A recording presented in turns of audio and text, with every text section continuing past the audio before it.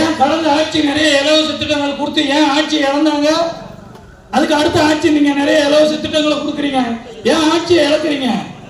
முற்றிலும் உண்மை, நீங்க கொடுக்கக்கூடிய இலவச திட்டங்கள் அல்ல, இங்கு கூடியிருக்கக்கூடிய நம்முடைய அரசு பணியாளர்கள், அரசு அலுவலர்கள் உங்களை புறந்தள்ளிவிட்டால் நீங்கள் இந்த ஆட்சியை நிச்சயம் இழக்க வேண்டிய சூழ்நிலை ஏற்படும்.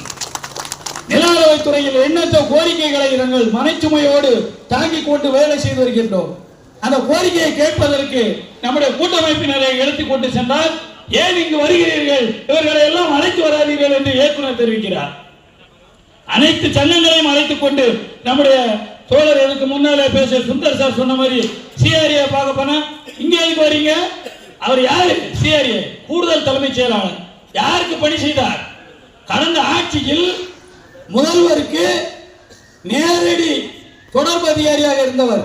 அவர் சொல்லுவாரு, கடந்த ஆட்சியில் சொல்லுவாரா நீங்க போய் கலெக்டர் ஆபீஸ்ல போராட்டம் நடத்துங்கன்னு சொல்லுவாரா?